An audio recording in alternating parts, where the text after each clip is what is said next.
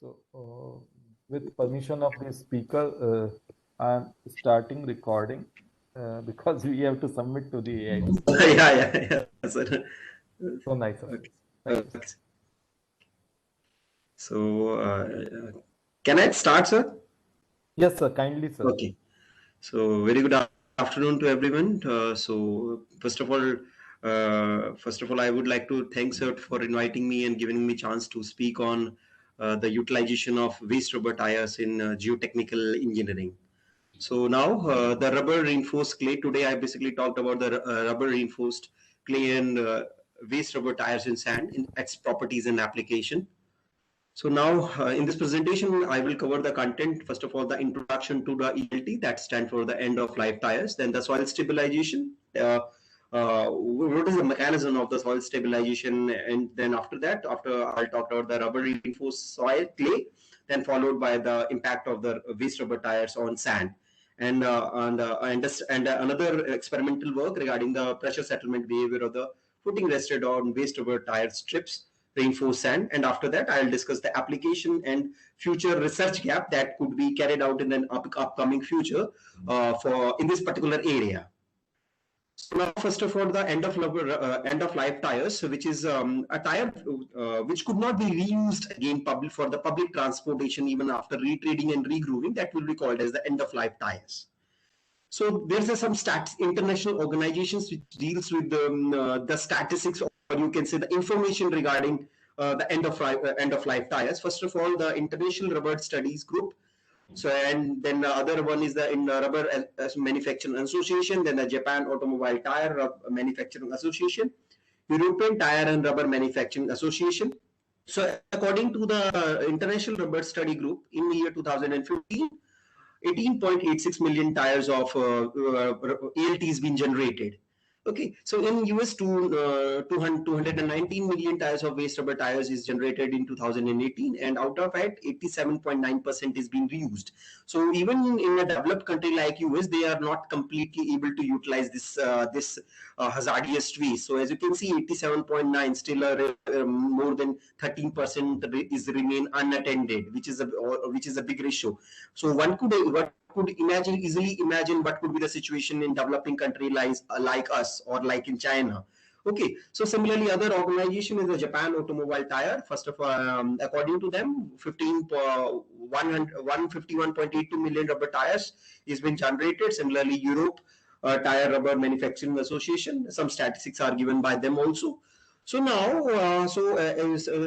let's take about the utility, how the US is utilizing this delicious waste.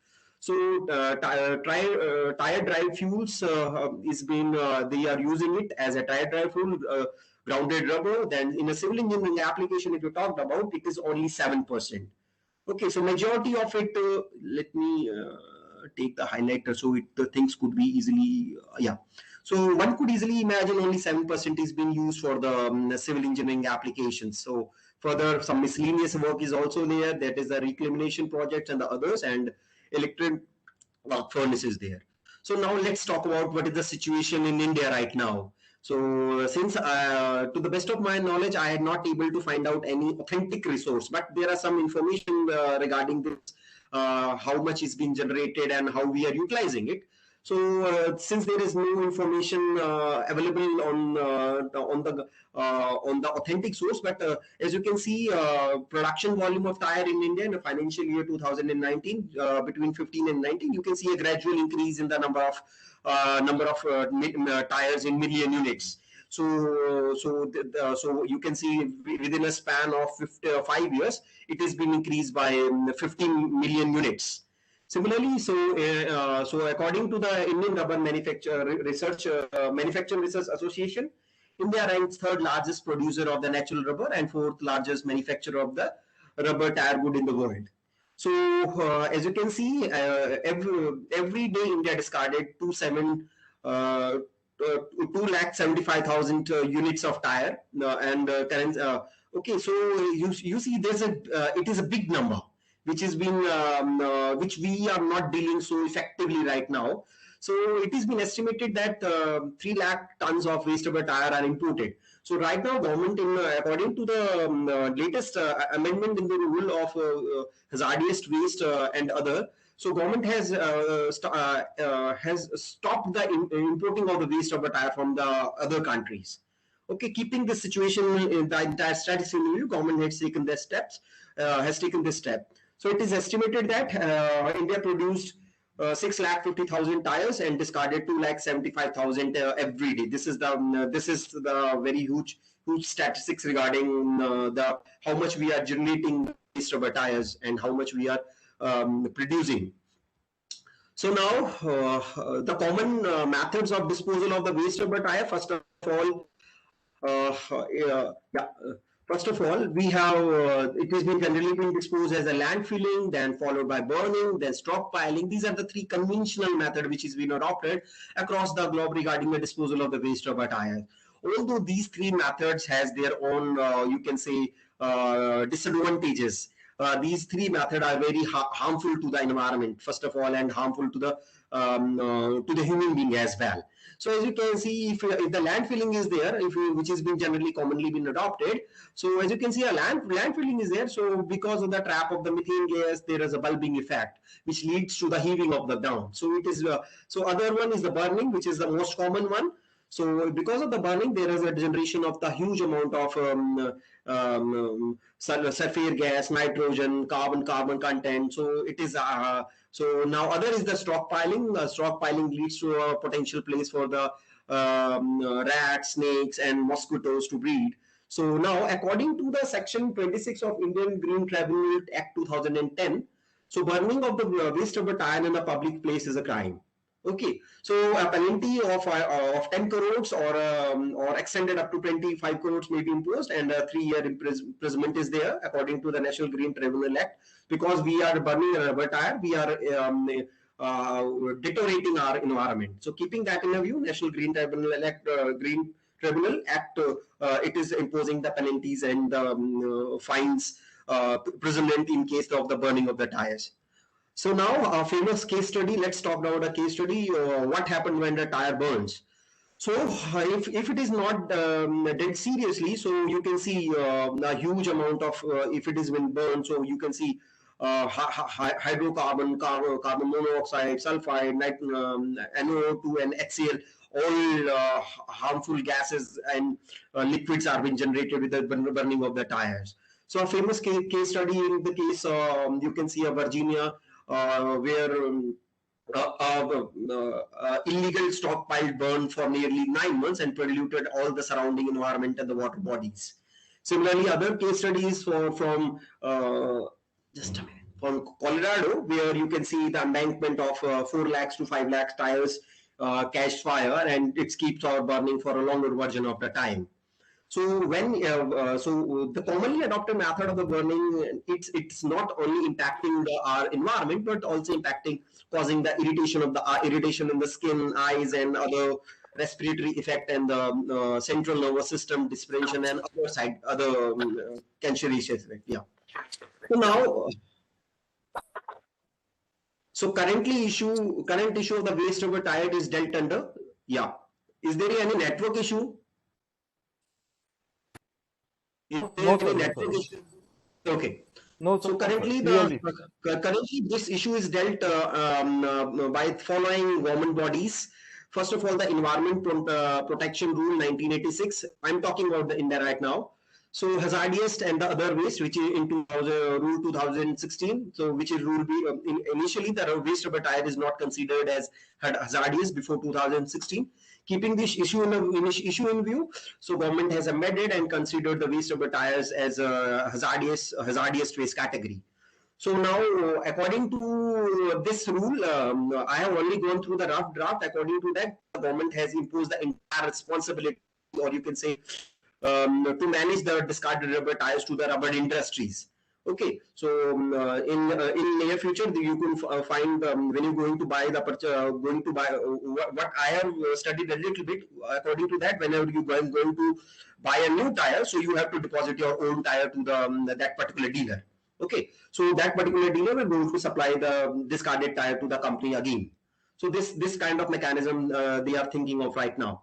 So other is the standard operating procedures issued by the Union Ministry of Environment and the Forest Climate Change. So, according to the Indian scenario right now, according to the article, Hindu's article in 2018, 60% of the waste rubber tires are illegally dumping we are right now. Okay, so 60% of the total generated waste tire we are illegally dumping. So in 2011, India produced 90 metric tons of reclaimed rubber from the waste tire. So from this whole, you can see a huge amount of waste tires which is available, or you can say which is in the near future is going to create the problem to us. Okay. So there are few techniques of obviously if a discarded tire is there is a recycling technique as well. So there are two processes. First is the ambient granulating process. Second is the cryogenic process. So now, as you can see, ambient granulating process is a very simple process. A tire is there. You are going to put that tire in a shredder. So shredder is going to cut that particular tires into small part pieces. Steel will be its wire will be separated differently. So according to the, as you can see over here, are different cutters are there, and different hoppers are there. From this particular mechanism, it is basically cutting the tires into the small pieces and collecting the desired size at a particular output. Okay.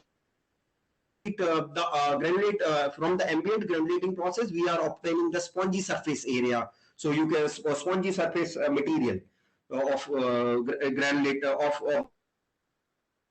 cryogenic grinding process. From the cryogenic grinding process, you can see a liquid nitrogen is there. You are going to put the tire over here. It will go to this tunnel. There's a liquid nitrogen which will freeze your tire at a temperature of -80°C.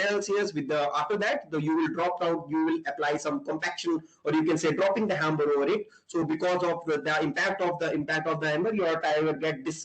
You can say fragmented into different small further sizes. Okay, this is a small, you can see a little bit information regarding how we recycle the waste rubber tire. So as you can see, a cryogenic grinding system is there. So from this surface, you are going to obtain the smooth surface area. So the most common, which has been available, most common way of treating the tires in India is the ambient granulating process. Okay. So now the classification system. So during my investigation, or you can say going through the past literature, I have seen a majority of the authors has not used the right designation regarding or you can say nomenclature regarding the waste rubber tires. Okay, somebody has written to the shred irrespective of its size. Somebody has written it as tire chip irrespective of size. So there are certain guidelines how we are going to classify the waste rubber tires. First of all, according to the ASTM 670, that is an American standard. Second is the European standard, that is the CEN work agreement. So according to the ASTM standards, as you can see, a particle size is there. Depending upon the particle size, and you can easily call it as granulated rubber, granulated rubber, ground rubber, powder rubber, rubber shred, tire chip, shreds, and a whole tire. So depending on the particle size, there is a classification system. Okay, according to that, we can say, let's say, if it is particle size is below 425 microns, so it will be called as grounded rubber. Other system is the European system. So from the other system, you can see CEN European agreement is there. So as you can see, so you can see again some sizes are there and the corresponding designations are there. Okay, so according to that, let's take an example. Approximately, if a size is between 10 to 50 mm, then it will be called as chip. Okay, if it is under 1 mm, it will be called as powder. If it is 1 to 25 mm from tar along, you can see in the form of a fiber, so it will be called as buffing. Okay, so now let's talk about the mechanical properties first of all. So waste rubber tires, so the density of waste rubber tires generally lies between 1 to 1.15 to nearly 1.2, you can say, and modulus of elasticity is in between 1.97 to 22.96, depending upon the shape, or you can say the condition of the waste rubber tire. Similarly, tensile strength is 28 MPa, and the extension of the failure is 45 to 55. and softening temperature is 178. Okay, so now friction angle, if you talk about for the rubber crumbles, it lies between 19 to 26. Cohesion is very low. And similarly, if you talk about its chemical composition, the main component of the waste rubber tire is the styrene butadiene copolymer. It is nearly 62%. Other components are also there, but carbon blocks are there. Other some extended oil is there, zinc is there, and sulfur and other components are there. But the main component is the butadiene copolymer. So now this is all about the tire. Now let's move to the type of the soil we are having right now in the India. So this is the geological major soil type in a plot indicating the major soil types available in the India. So you can see in particularly Rajasthan we have the desert soil. If you see, this is your Gangetic plain. In the Gangetic plain we have the alluvial soil. In Deccan and Peninsula area we have this particularly black cotton soil, which has been considered as most problematic among all these type of soils. So we have alluvial soil, black cotton soil, red soil, latic soil, mountain soil, and the desert soils. These are the 6 major types of soil available in the India. So basically, so now I will talk about basically the clay soil. So how the rubber is going to impact the geotechnical properties of the clay soil.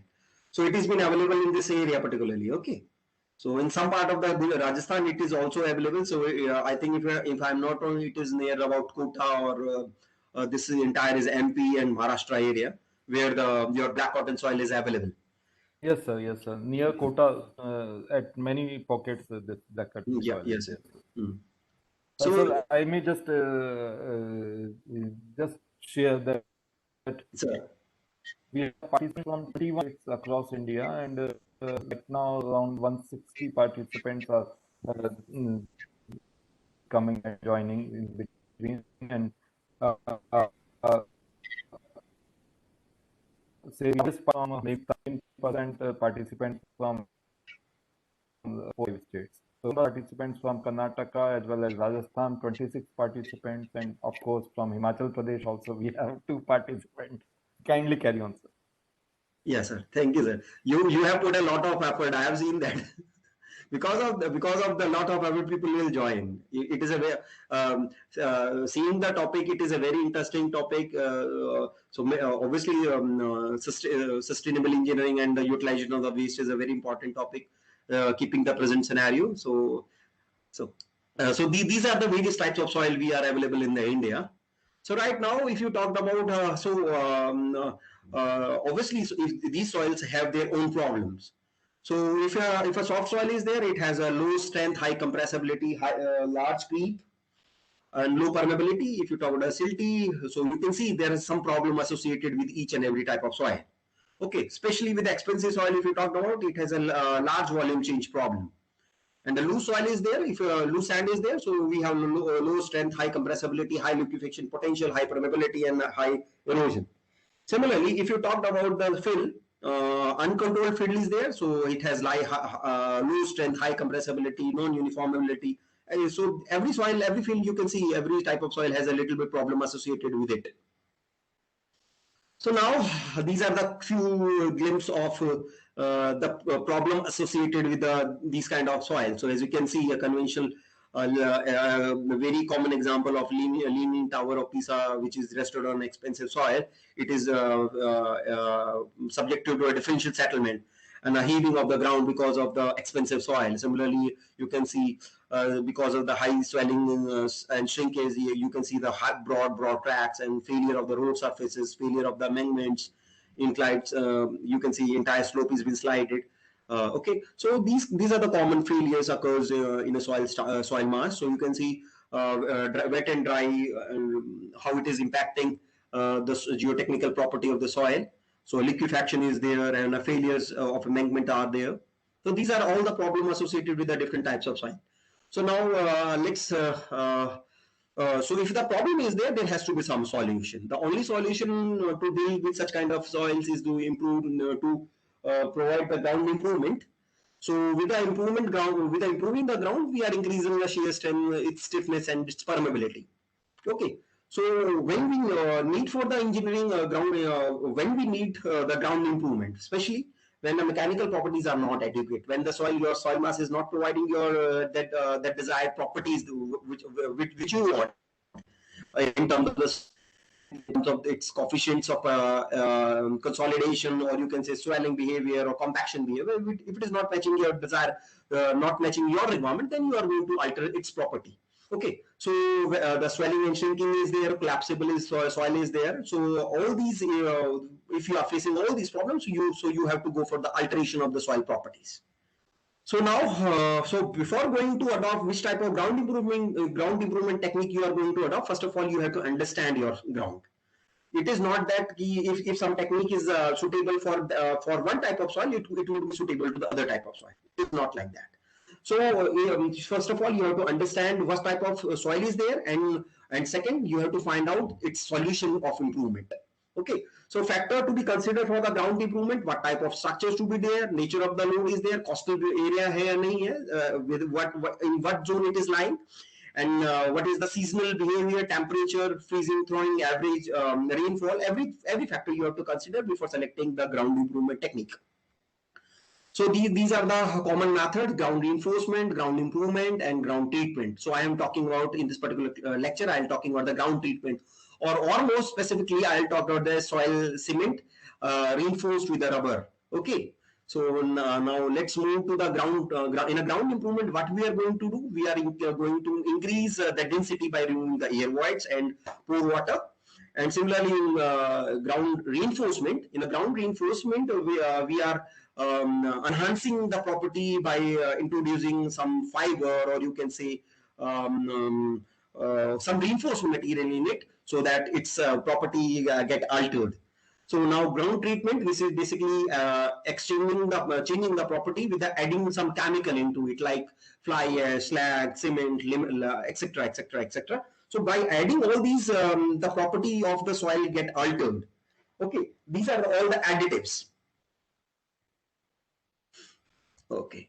So some common guideline depending on the soil type, what type of reinforcement technique, or you can say additive to reinforcement, compacting or dewatering technique to be used. So as you can see, for organic soil, volcanic soil, high plastic clays, low plastic clays, you can go for the additive. So I am basically talking about the additive only. Okay. So the main objective of this all alteration is to increase the strength, to reduce deterioration under stresses, to reduce compressibility. These are the main objective of the ground improvement. So now let's talk about the treatment only. Okay, so after the treatment, I'll talk about the combined effect of rubber plus the cemented soil. So in a ground treatment, so first of all, it is a process of blending and mixing. So after blending and mixing, what we are going to do, we are going to we have the desired gradation. So so what is the purpose for it? Ultimately the purpose is to increase the strength. Okay, to alter the property which is desired to you, to reduce the compressibility, to reduce the settlement. So the component which are responsible for the stabilization is the soil and the stabilizing agent. Stabilizing agent plays an important role, as I already told you. It is not like that. If you are going to add the cement in some soil, you are going to add the cement on the other soil as well. You have to decide what type of stabilizing agent you are going to use. So cement, lime, fly ash, blast furnace slag, these are the commonly additives we generally add in the soil to alter its property. So mechanical stabilization, let's not talk about the mechanical stabilization. Let's directly move to the, since time is also a constraint with us. So let's directly move to the chemical stabilization. If you talk about the chemical stabilization, so it depends upon the chemical reaction between the stabilizer and the soil mineral itself. So so depending upon different techniques of the soil stabilization, we generally stabilize our soil by using lime, cement, and other additives. So now, if you talk about various stages involved in the soil stabilization, first of all, evaluating the properties, then deciding the lacking properties in the soil mass, and choose effective and the economical method of the soil stabilization. After that, selection of the additives. that depends upon required strength, durability, cost, and the environmental conditions. So you can see in this particular table. Yes. Yes. Okay. So as you can see, for particularly if you talk about the clay or the Please silty carry soil. on. Yes. Yes, please. Okay. Someone accidentally unmuted, so no Okay, issues, no, sir. no Can issues, sir. carry No on. issues, sir. No issues, sir. So as you can see, for particularly for the clay soil of clay nature, or for the silty soil, you are going to use the Portland cement and the lime. Okay, so these are a few guidelines which type of soil stabilizing agent, or you can additive to be used for the stabilization purpose. So as I already told you, it is not like that. If a sand is there, you are going to add cement in it. No. So you have to follow certain guidelines. So there are few some certain thumb rule regarding the PI value as well. So if the PI value, what should be the PI value range? So you can see by particularly using this table, you can easily decide what type of technique you have to use for the soil stabilization purposes. It is not changing. Yeah. So now let's talk about the mechanism. So mechanism, soil cement interaction or the soil lime interaction, there are three basic mechanism is there. First of all, the cation exchange, then for flocculation, and then aggregation. So in a cation exchange, it is very simple. You are replacing cation take place in order to their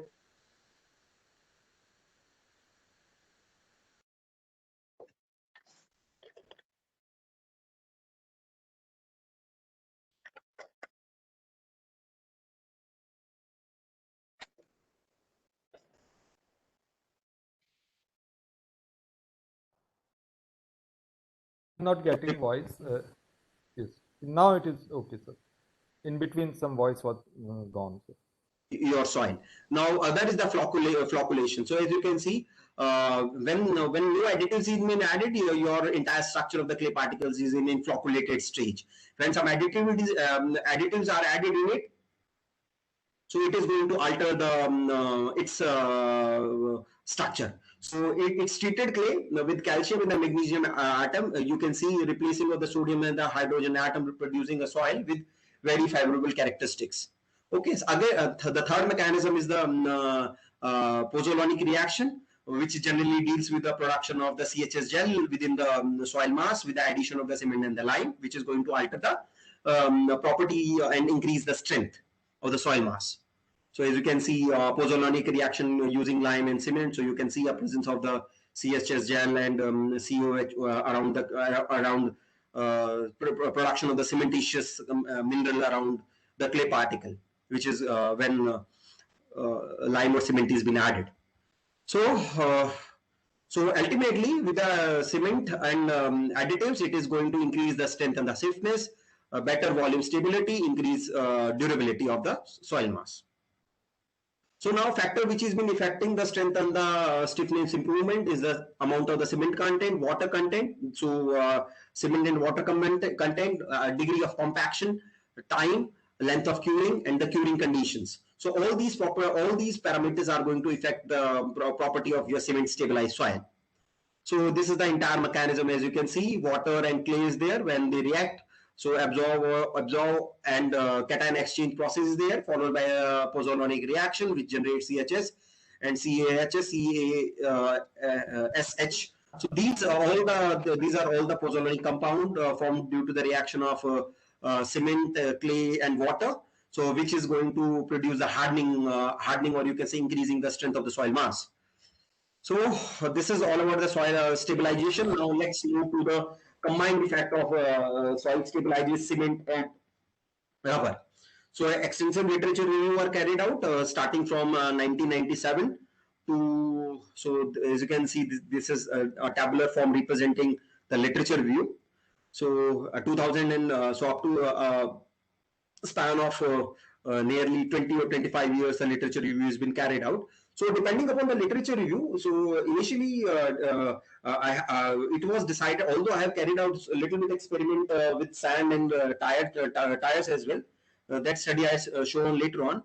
but from the last 25 years or the 30 years, extensive work has been carried out by researchers across the globe on sand and tire chips.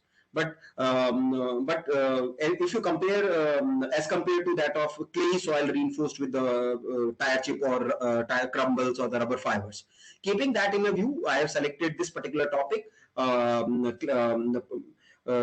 reinforced with the rubber sheds, tire chip, granulated, etc.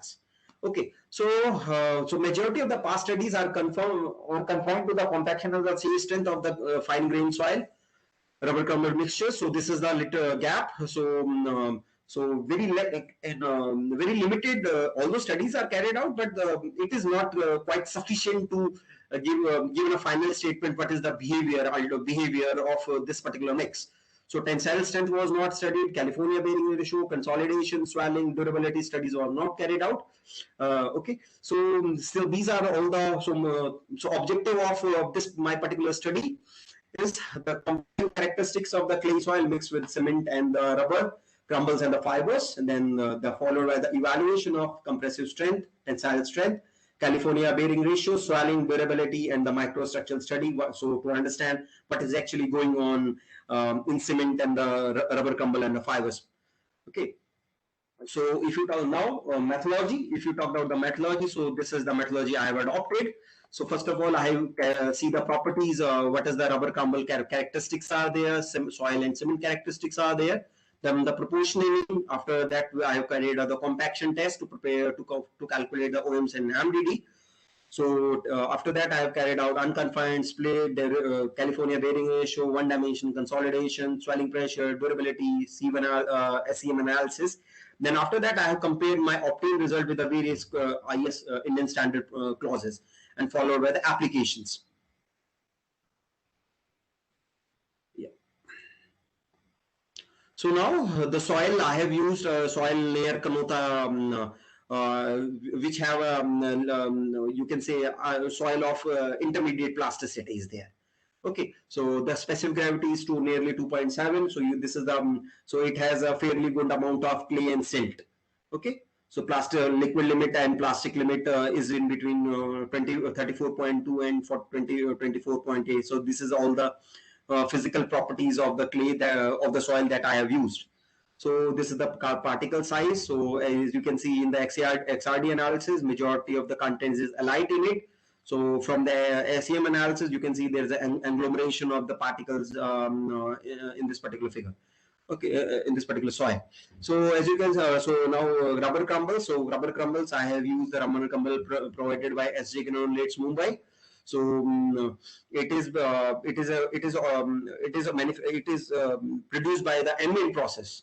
Okay, specific gravity is very low. So as you can CU and coefficient of uniformity and coefficient of curvature is 1.48 and 1.40. So as you can see, it is in a form of sand. You can see a little bit. It is a form of granulars. Okay, so this is a CU analysis. Most of the particles are ranged between 0.8 to 2, because in the past on this particular size, although it is very common one, so work has been carried out, not carried out on this particular size, keeping this in the issue in view, or because it is a very commonly available size. So keeping this issue in view, I have selected this particular range of particles. Excuse me.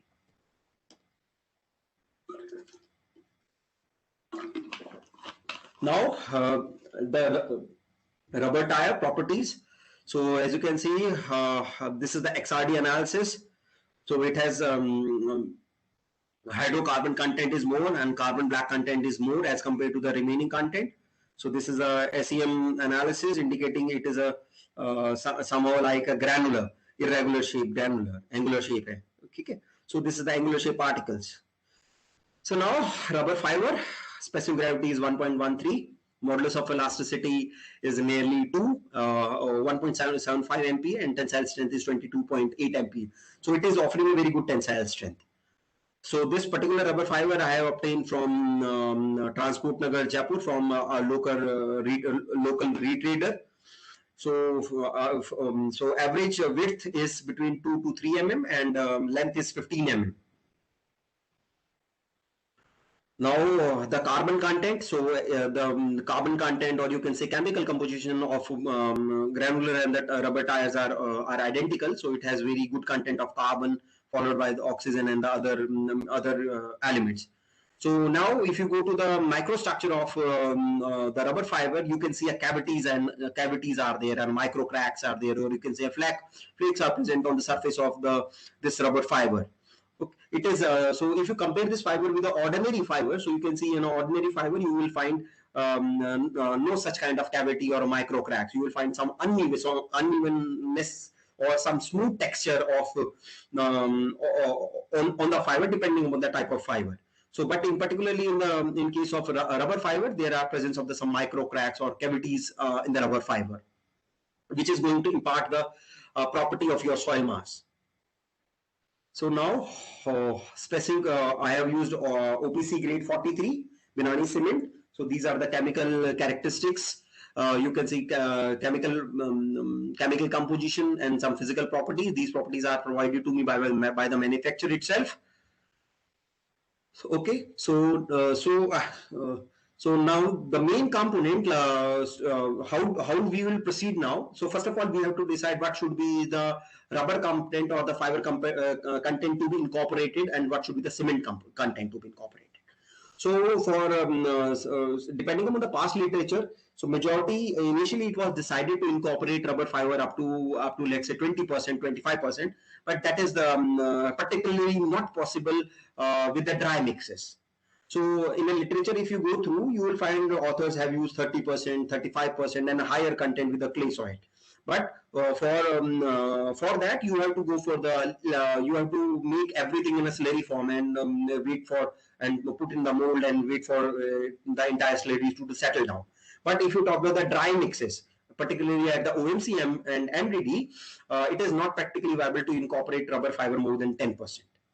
Because if you see, this is because of the high elasticity of the rubber particle, which leads to the disintegrating of your sample when you demold the sample from the mold. Okay.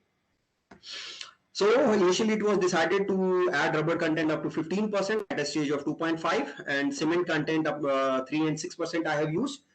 This has been taken with the MORD specification, with reference to the MORD specification clause 4.404.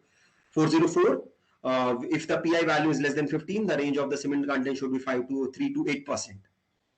So from the trial, it has been concluded. I have restricted my rubber content should not be more than 10%. So these are the various codes I have used, and the sample size, specimen size I have used in my study. So these are some glimpse of the machines that I have used. So this is unconfined compressive strength, split tensile, California bearing ratio, one-dimensional consolidation, sample preparation for the one-dimensional consolidation, then durability, then followed by SEM analysis and XRD analysis. So now let's move to the result part. Yeah. So I have used certain nomenclature. As you can see, CR stand for the rubber crumbles, and RF stand for the rubber fiber. This suffix at the base stand for its percentage. Here you can see C0 means we are not adding any cement. If C is 3, so it means 3% cement. If C is 6, then means 6% cement. So as you can see, with the addition of the rubber crumbles or the rubber fibers, your optimum moisture content and maximum density decreases. It is very much obvious if somebody because it is very much obvious because of the difference in the specific gravity. Since the specific gravity of rubber crumbles and rubber fibers are very low as compared to that of the clay itself. So clay is 2.7 and rubber fiber and crumble is 1.13. So obviously, if you're incorporating a lighter material in your soil, so it is going to decrease the specific gravity. So other reason, yeah. So as you can see, a decreasing trend is there. Similarly, the other reason, similarly for rubber fibers, the decreasing trend is there in both the cases. So the decrease in the in your density is because of the loss of the elastic, because of the elastic response of the rubber crumbles and the rubber fibers leads to the decrease in the efficiency of your impacting of your compacting hammer. At higher rubber content, a segregation of the rubber particles are also seen from the rest of the soil mass, particularly at beyond 7.5%. So keeping all this issue in a view, so I have received a comment on my paper in which is according to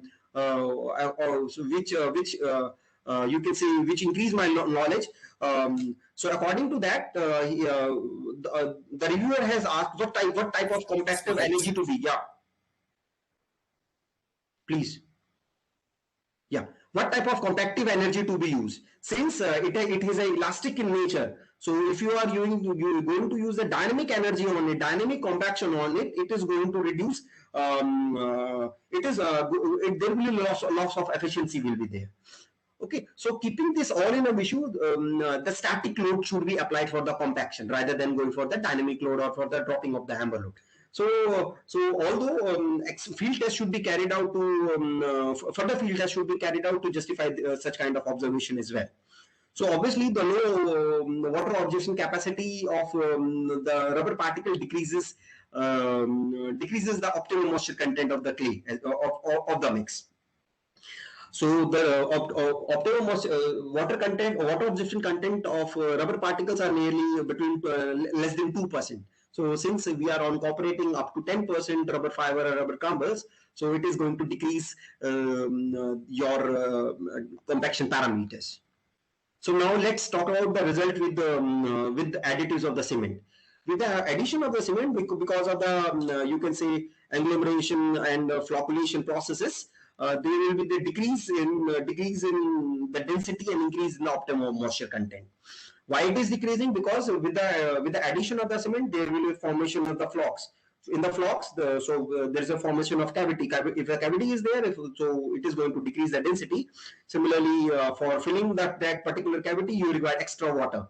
So your optimum moisture content will be going to increase. Similarly, because of the heat of hydration required with the addition of the cement, you require additional water. Okay.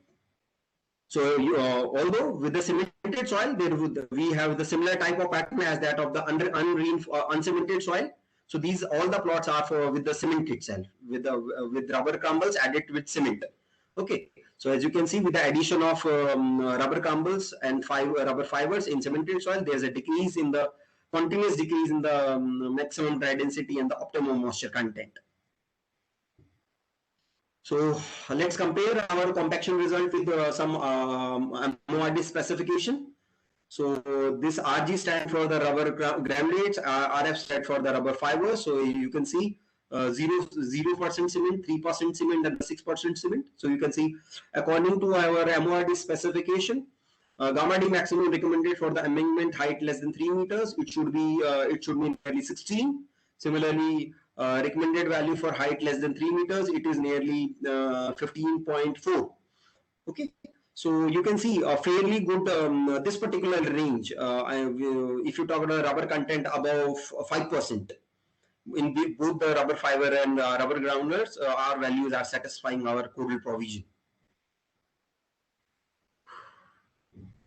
So now let's move to the unconfined compressive strength. Just a minute. So these are the plots for uncemented soil incorporated with the rubber crumbles and the rubber fiber. This plot is for rubber crumbles and this plot is for rubber fiber. So as you can see, with the there is a marginal improvement in the unconfined compressive strength with the addition of rubber crumbles. Similarly with the rubber fibers, but although you can see the strain value has increased a little bit. This is for the soil, and this is for the this black one is for the soil, and similarly this is for the soil incorporated with 10% rubber crumbles. So you can see an increase in the axial strain, and although at higher rubber content, your UCS value will decrease. Similarly, this is for this is for rubber clay soil incorporated with the rubber fibers. So you can see more prolongation in the strain value, but although the stress value has decreased significantly, but the strain value has increased. So So as you can see, for clay soil, you have a particularly shear failure. Similarly, with the incorporation with the rubber crumbles, we have a shear failure. A shear failure were observed with the addition of rubber crumble up to 5%. With the addition of rubber crumbles more than 5%, there's a change in the behavior. You can see a multiple cracks are generated, particularly at the 10% rubber content, which leads to increase the strain value, axial strain value, although the strength has decreased. Okay. Now, similarly for the clay soil, incorporated with the rubber fibers. So at fiber content more than 5%, there are multiple cracking and the bulging of the specimen was observed. Okay. So why it is happening? So the question rises why it is happening, because this particularly increase in the deformation is because of the resilient behavior and the elastic reaction generated by the rubber particles during its compression. Because of that, your actual stress values has increased. So this plot is for your only clay soil incorporated with cement. So as you can see, there is a sudden drop, although there is an increase in the strength. So you can see clay incorporated with the rubber crumble, strength is nearly 65 to 60 kPa. But with the incorporation of the cement, it is nearly 400 kPa. But here we have the brittle behavior and the axial strain is low. Okay. So now now let's check out the combined effect of you can see a broad cracks are observed in both the cases of cement stabilized soil. Now let's check out the combined effect of both. So this is plot for after 28 days of curing, and similar this is for rubber crumbles and this is for rubber fibers. Okay. So now for rubber crumbles, as you can see, with the addition of the rubber crumbles at low percentage of cement, you can see the axial strain is more as compared to, if you compare that particular result with the clay soil added with high percentage of the cement. So with the addition of the cement, you can see particularly in the rubber crumble, there is an insignificant improvement in the axial strain as compared to that of the lower percentages. Here it has been this particular plot is completely indicated that your effect of reinforcement, you can say addition of the rubber crumble is being taken care of, is been overtaken by the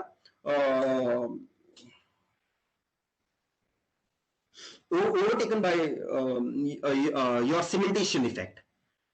So at higher rubber content, at higher cement content, then let's say 6%, your you can say the axial strain, post peak tension strain post post softening is there. There is a sudden drop down in the strength value. So here you can see it is zero. It is zero. The post strength is zero.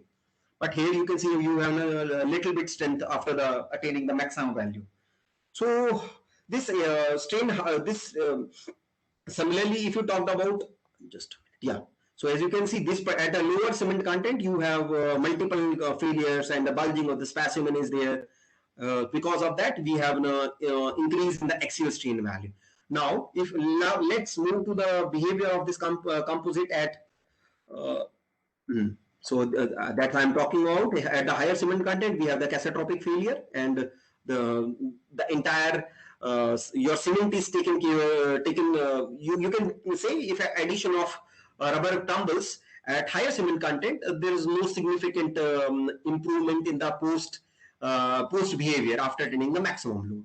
Similarly, if you talk about with the clay soil incorporated with the rubber fiber and cement, so as you can see, at 6% cement content, at 2.5% rubber fibers, we have similar behavior as that of this rubber granular. But at the higher fiber content, you can see we have multiple cracks was observed. Okay, so these multiple cracks are observed, and you can see your axial strain values are also increasing.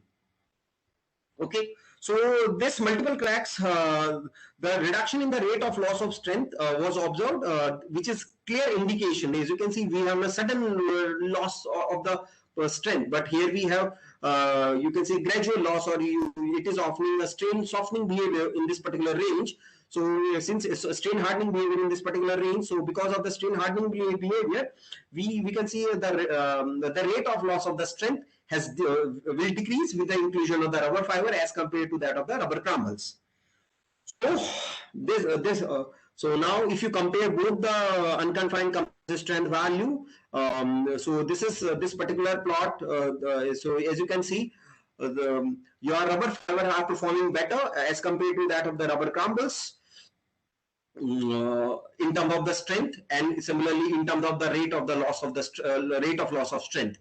So just a minute, I have switched off the fan, because of that lots of sweating is coming. Chaliye, so now this particular behavior, or you can say increase in the deformation, is because of the certain reasons, because of the low young modulus behavior of rubber crumble and fibers, and evaluation of the tensile stresses on the surface of the rubber particles. These are the few regions which is responsible for induction of the ductility with the inclusion of the rubber crumbles and the rubber fibers. So now the question rises how you are going to measure out whatever I'm saying, strain hardening, strain softening, so that the clear picture could be understood to everyone. So for measuring the post, you can see post failure behavior, or you can see the maximum up to which your specimen attain the maximum load. I have calculated the toughness index, which is nothing but the area of the stress strain plot up to the maximum load. Or you can see after that your load value start decreasing. Okay. So now from the absolute toughness index I have calculated. So let me on everything. So as you can see, for rubber crumbles and rubber fibers, so the maximum value was obtained at 5%. Okay. So for rubber fibers, you can see the maximum value was obtained at nearly 7.5%. But you can clearly see the absolute toughness index of rubber fiber is higher as compared to that of the rubber crumble. Why is it so? It is because of the development of the tensile stresses at the surface of the rubber fiber, and because of induction of the bridge effect. Since it is a fiber, it will be run throughout your specimen. Okay, it will be present throughout your specimen. So because of that, there will be a bridge effect. Because of the bridge effect, obviously your strength value of the rubber fiber incorporated soil will be higher as compared to the rubber crumble incorporated cement stabilized soil. So rubber fiber offer a higher strength as compared to that of higher value of absolute toughness index as compared to that of your rubber crumbles. So with the curing time, your absolute toughness index will increase. This is for the 3%, this is for the 6%. Now, toughness index. So toughness index, which has been divided by, for determining the toughness index, first of all, you have to normalize your load deformation curve. So normalizing the load deformation curve, after normalizing the load deformation curve, you can calculate the TI value. So from the TI value, you can see which has been AD minus AP. So AD is you can see AD is the area of the load deformation curve, normalized load deformation curve up to a particular strain value, and DP is the area of the normalized load deformation curve up to a peak value, and D is the corresponding deformation to it. So you can see the toughness index. So toughness index is, so you can see the toughness index. So toughness index is nothing but, yeah, just a minute.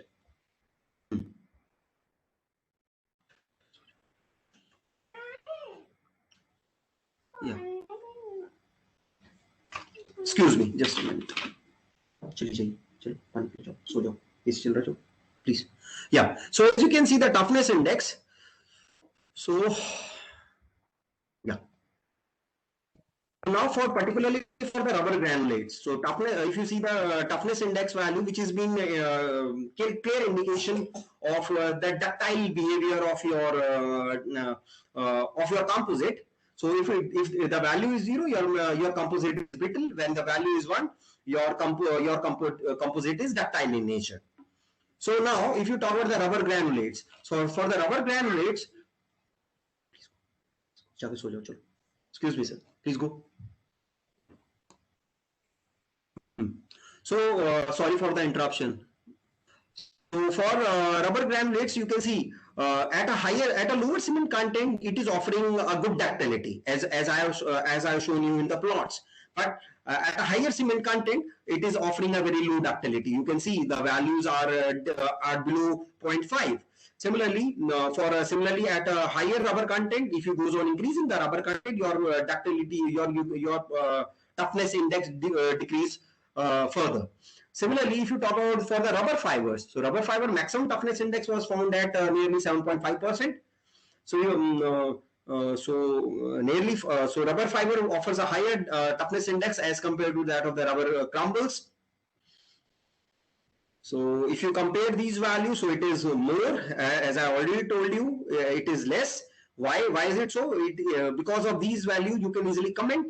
It will often at lower cement content, your crumbles will offer a good post hardening behavior as compared to that of the higher cement content. So in a whole soul, particularly for the rubber granulates, incorporation of rubber granulates with higher cement content, it is very less advantageous.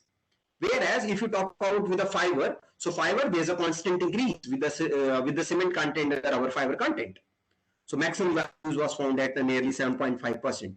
So question rises, why is it so? Why particularly for the rubber crumbles this decrease is observed at a higher rubber content and not for the rubber fiber? See, at the higher rubber content, there will be the accumulation of the rubber particles at a particular layer. Okay, so because of that, for higher rubber content, your value will be your value will value of toughness index will decrease. Okay. So as you can see, at a lower fiber content, it is not advantageous. It is offering zero value. It is entirely a brittle behavior. Okay. So these are the few failure specimen.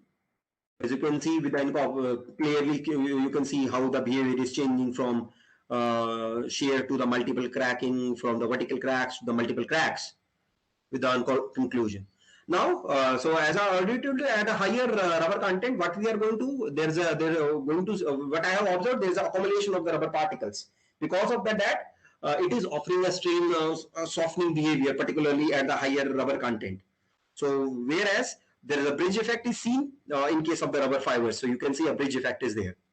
Because of that, we have the higher ductility value or the higher toughness index as compared to that of the rubber granular. Now let's move to the tensile behavior. So now if you talk about the tensile behavior, so there is a very less significant improvement in the strength when you talked about your clay soil incorporated with the rubber crumbles. Similarly, with the rubber fibers, again, there's no significant improvement in the strength if you talk about uncemented soil particularly. So you can see there's a split behavior is there. And particularly if you compare these two plots, you can see the diametrical strain value here nearly the peak comes out to be nearly 8, and similarly you can see a delay in the failure with the inclusion of the rubber fiber. So splitting of the specimen in the two half, vertical cracks are observed. With the inclusion of the higher content, there are multiple cracks are observed, which leads to such kind of plots.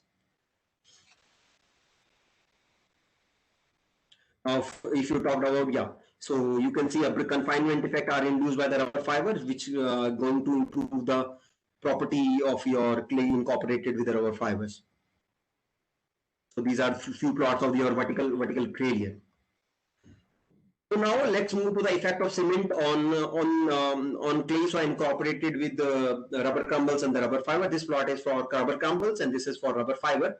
So as you can see, under the tensile behavior, your rubber there's a sudden failure, or you can see strain values are very less, and similarly the sudden loss in the strength is there. Okay. Similarly, with the rubber fibers, although with the rubber fibers you can see the strength. With the rubber fibers, there's a higher strain values are obtained. So the rate of loss of post peak strength in case of the clay soil incorporated with the rubber fiber is low, which is because of the development of the tensile forces on the surface of the rubber fiber, and because of the there is the bridge effect. Because of these two effects, your tensile rubber fiber performs better than that of the rubber crumbles. As you can see in this particular plot, your red line is always above your black line. So why is it so? Because of the rate of loss of the post peak strength is in case of the rubber fibers are low as compared to that of the rubber crumbles. Although the strength as compared to that of the cemented soil, it is less, but if you compare to that of the natural soil, it is more. Okay. So again, these are the few specimens. So you can see a brittle behavior is vertical cracking or observed, and a brittle behavior is observed, particularly at rubber granules. Similarly, in a rubber fibers, a multiple or the staggered cracks are observed, which is because of the bridge effect induced by the rubber fibers. Now, for quantifying again this behavior, strain hardening, strain softening behavior. So absolute toughness and your toughness index was calculated. So you can see the maximum values comes out before the tensile is same as that of same pattern was followed as that of the compression. So maximum values comes out at 5. Similarly, for the fiber, it is coming out at 5. But you can see continuous reduction was observed in case of rubber crumbles and the rubber fibers. Okay, but you can see the maximum values are obtained for rubber fibers as compared to that of the rubber crumbles. So you can take any of the rubber content and at a particular cement content, you can see the values are higher so rubber fibers are higher, offering a higher absolute toughness index value than that of the rubber crumbles. So now toughness index, for quantifying the toughness index, so we have,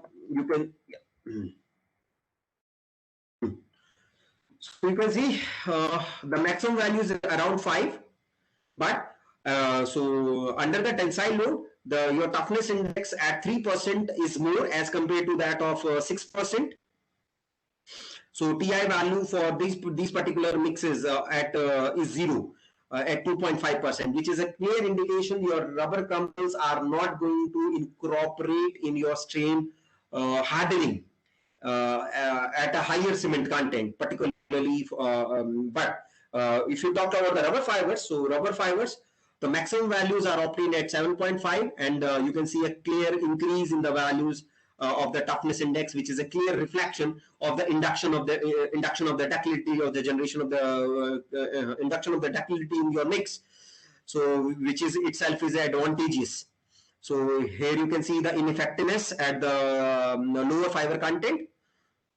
So rubber fiber performed better as compared to that of the rubber crumbles. So these are the few field specimen of rubber crumbles, cemented soil. So now the rubber fiber, you can see a similar confinement is there, vertical cracks are there, staggered cracks are there. Okay, so let's move to our CBR value, California bearing ratio test. So now for the California bearing ratio test, I have carried out test for both unsoaked and soaked condition, but according to the new government provisions, you have to carry out only CBR test for the soaked conditions.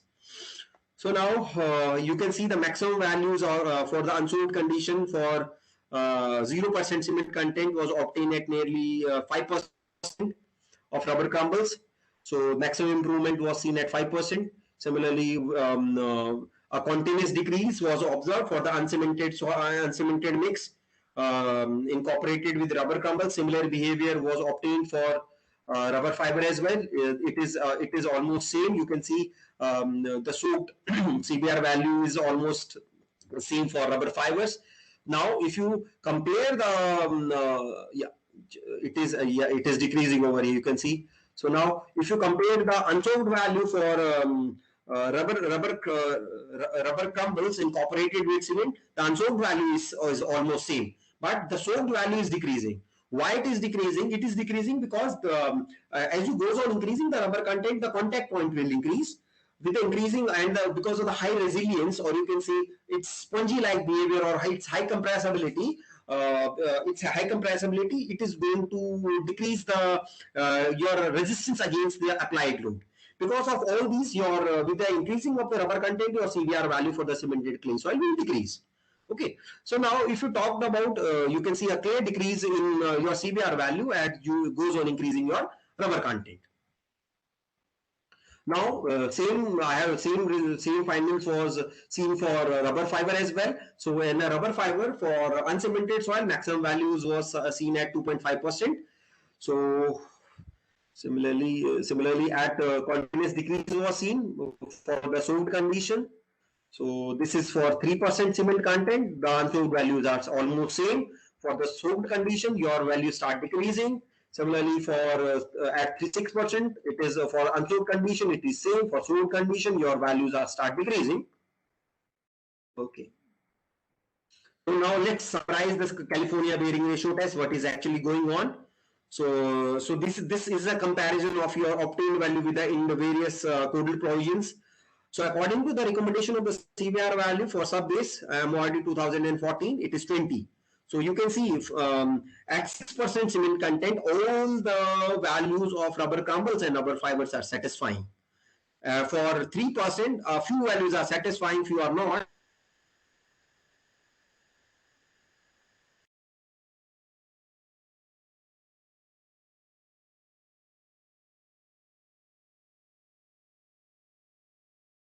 But for here, to summarize in the conclusion, so you can see the rubber fibers are performing better in case of the rubber crumble because of the bridge effect only. Because of the bridge effect, it is although your CBR value will decrease in both the cases, but the rubber fiber you can see perform better as compared to that of the rubber crumbles because of the bridge effect, which try to intact try to not you can say that try to interact try to keep your entire specimen together when it is subject to the loads. Now the consolidation behavior. So you can see these are the consolidation behavior for rubber crumbles and the rubber fibers. A limitation is there. I have carried out only for the loading section consolidation, studied the consolidation behavior up to loading as well, or up to loading only. I am not studying for the unloading and reloading again because saturating the specimen for the cemented soil for at 6% and 3%, it's taking a your sample gets saturated in sometimes it gets saturated in 7 days. Generally from 7 to 10 days it is taking. So since a large sample is to be tested, keeping that constraint in a view, I have only restricted the study of this study of consolidation study up to loading section only. Okay, so these are the plots I have obtained. Let's move to the consolidation compression behavior index. So I have calculated the compression index using these plots. So you can see a marginal improvement is seen with 0% cement content particularly. Okay, so you can see it's vary from 4.7 to 5.5 nearly 5. For the rubber fiber it is increasing. Okay, so now let's talk about this with the cement content. With the inclusion of the cement content, just with the inclusion of the cement content, as you goes on increasing the cement content, your compression index decreases, but with the inclusion of the rubber fiber content, your compression index will again start increasing. Okay, so overall you can see rubber fibers, if you see compare these values, your rubber fiber is performing better as that of the rubber crumbles. Okay, this decrease you can see this decrease in higher value, this higher values of CC compression index for the rubber crumbles is because of the unequal compressibility of rubber particles and clay particles. Because of that, voids are created. Because of these voids, your compression index will increase. Okay, so as you can see, rubber fibers are, but if you compare the rubber crumbles with the rubber fibers, rubber fibers are offering low values of CC as compared to that of rubber crumbles. This is because of that bridge effect, which try to you can see not further opening your voids apart. Because of that, your CC value of rubber fiber incorporated clay is less as compared to that of the rubber crumbles. Now swelling behavior. For swelling behavior, as you can see, with the inclusion of rubber crumbles and rubber fiber, your swelling pressure values decreases. So you can see a continuous decrease in case of clay soil incorporated with rubber crumbles and the rubber fibers. Now you can see the value is nearly 70%, but with the inclusion of the cement and the rubber crumbles, you can see a continuous decrease is there. At a 3% decrease is there, at a 6% a sudden decrease in the your swelling pressure is there. Similarly, this is for rubber crumbles, this plot is for rubber fibers. There's a decreasing trend is observed in case of the clay soil incorporated with cement and rubber fiber. So these results are compared with our IS 6451 1994. You can see the recommendation value is 20. So all of my mixes incorporated with cement and fibers is satisfying this criteria. So this decrease in the swelling pressure, there are few mechanisms regarding the cemented soil. There are basically three mechanisms regarding the cemented soil. That is cation exchange, then flocculation, and then hydration reaction. So these three mechanisms will definitely reduce the swelling potential of your cemented soil. So now with the inclusion of your rubber crumbles and the rubber fiber, what is going to affect? It is since we are replacing the soil particle with you can say with the non-swelling particle. So obviously it is going to reduce your swelling pressure. Similarly, the confining effect induced by this waste is going to encounter your tensile stresses, and similarly the development of the drainage paths for the pore water pressure is going to decrease your swelling pressure. Now now let's move to the wet and dry durability test. So in a wet and dry durability test for uncemented composites, you can see a complete degradation is there. So it is very much clear, keeping the durability in view. If you talk about the clay soil incorporated with rubber waste, you have to go for some additives, additional additives in it as well. Okay, so now these are the plots for the wet and dry durability. This is for at a various duration. This is for 7 days, 28 days, 90 days, and 180 days. So you can see these are the plots. Now you can see the value over here. Continuous decrease in the weight loss is observed with the increase in the curing duration. You can see over here. So okay, similarly these are a few specimen field. So you can see the condition of the specimen at 3% cement content, and this is the condition of the specimen during the curing at 6% cement content. So you can see that decreasing with the curing time and increasing with the rubber content, your weight loss will increasing as you goes on increasing the rubber content in it. So let's move to the these are the plots for rubber fiber incorporated soil. So you can see further, these are the few pics of your soil specimen during the study. So again, with the increasing the rubber fiber content, your weight loss will decrease, but with the prolongation of the curing period, your weight loss will with the prolongation of your curing period, your weight loss will decrease. Okay, so from these all plots, I have concluded something. So yeah, here's the conclusion of it. Just a minute. Okay, so that I'll discuss in a later slide. Yeah. So now, as you can see, if you go to the microstructure analysis, so you can see there is a present of the gaps at the interface of your clay particle and soil mass. Similarly, for the rubber fiber, you can see the micro cracks are there and the gaps are there. This is the clear indication your rubber particles are not going to bind properly, or you can adequately, you can see with your clay particle. Because of that, it is not improving the strength. Okay. So now, these are the plots for cemented clay soil incorporated with rubber crumble. So as you can see, gaps are there, and because of these gaps, there's a decrease in the strength and decrease in the strength when you incorporate the rubber crumbles in the cemented soil. Similarly, these are the plots when you have clay soil incorporated with rubber fiber and cement. So you can see a gap are present at the interface. Because of that, your strength values are not increasing. Although there are other properties are increasing, like toughness index is increasing and ductility is increasing. It is changing its behavior from stain hardening to stain softening to stain hardening. Okay. So now let's move to the application part, or you can say the comparison of the existing result with the various clauses.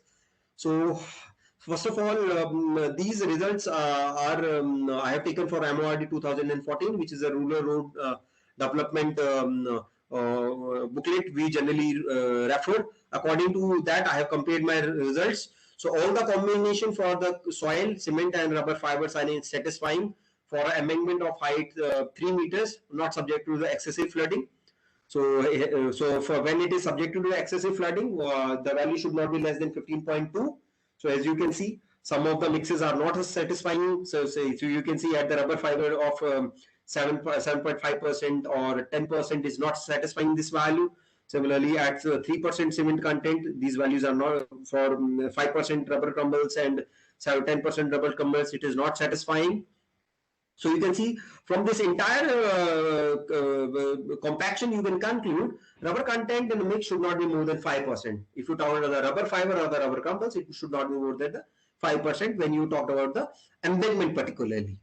Now, these are the results for the soaked CBR value. So according to the IRC 2020, for a subgrade, minimum value is 10, and for a minimum base, it should be 15. It is not 1. It should be 15.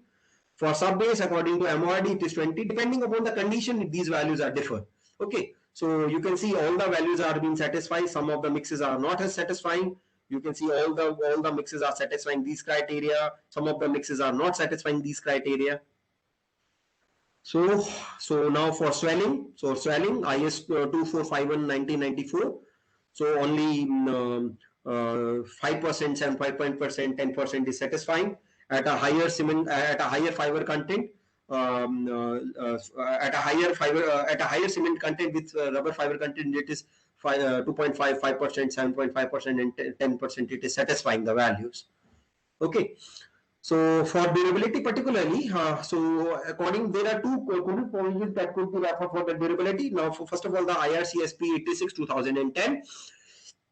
According to that, the weight loss for the base should not be more than 20%. Similarly, for the sub base, it should not be more than 30%.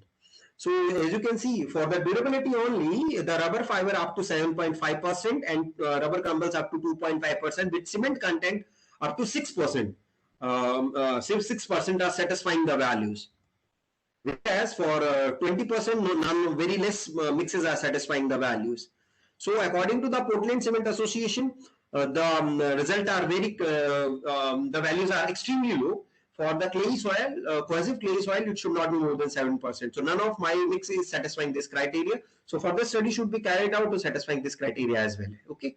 So my results are somehow satisfying your IRC ESP 89 2010, but it is not satisfying with the PCA. That is the Pozzolana Cement Association. That is used in the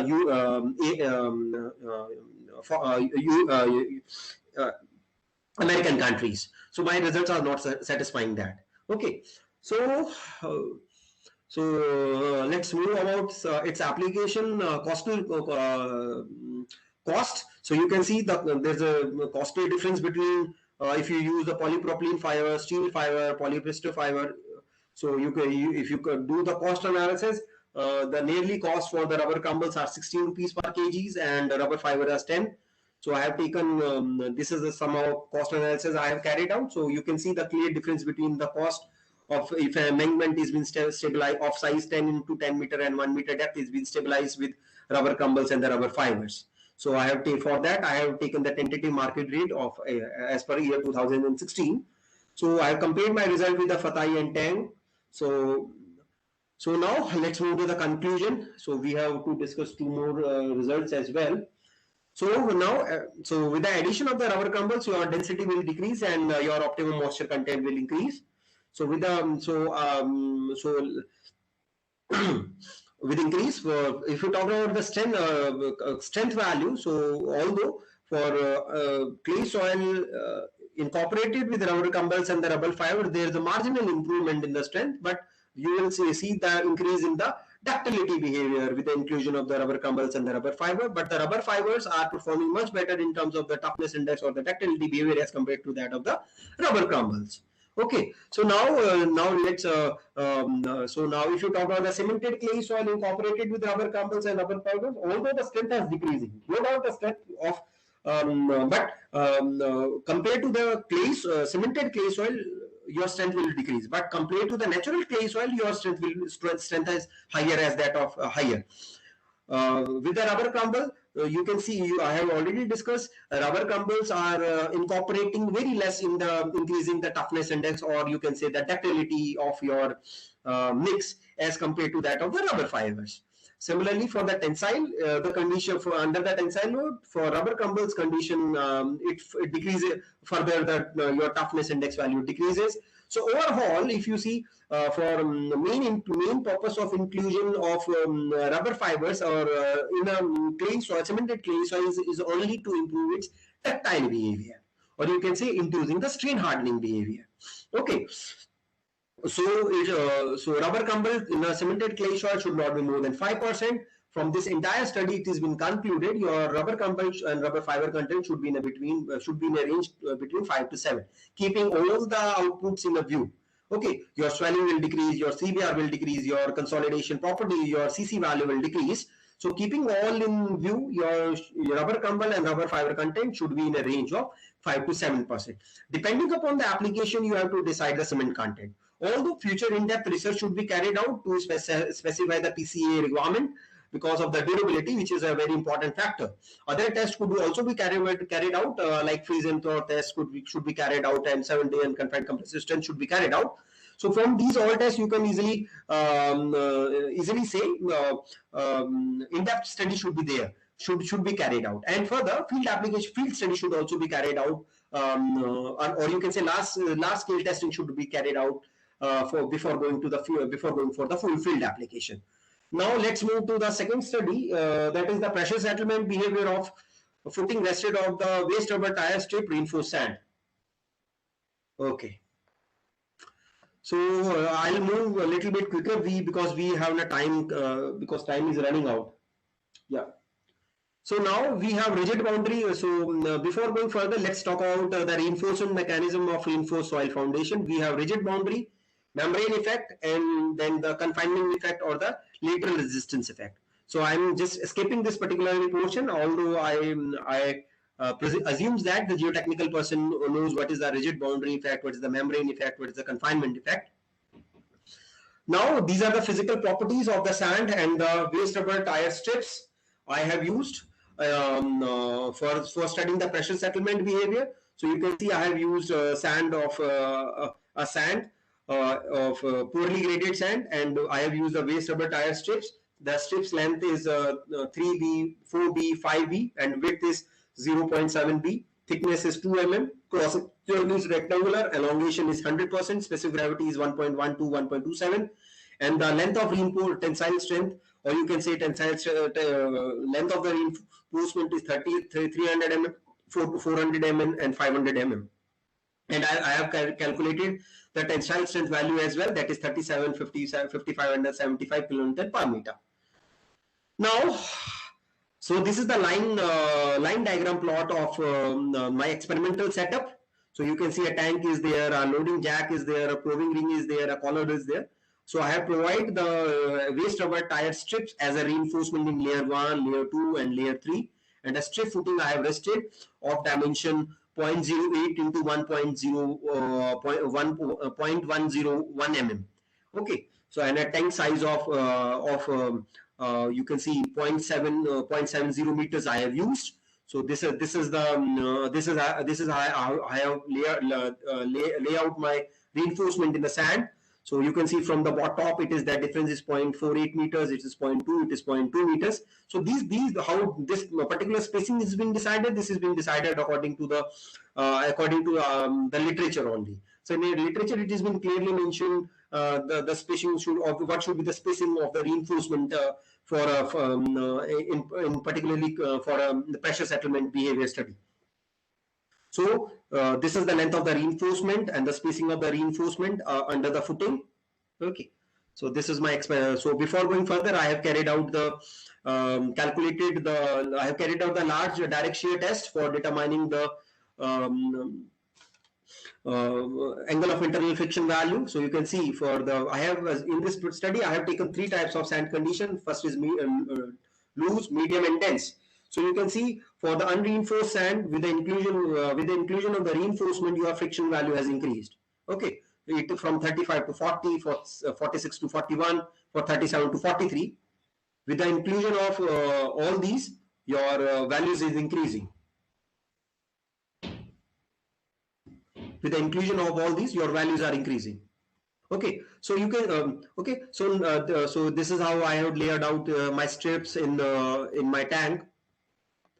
In my direct shear apparatus, sorry. So now, as you can see, I have carried out the tensile strength as well.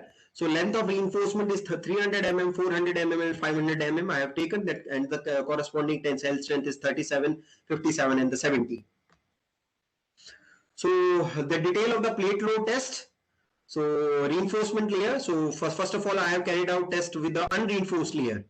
So gamma D value is 14 for 15.4, 16.5, and the height of the reinforcement, you can see H1, H2, and LR. It is 9B over here.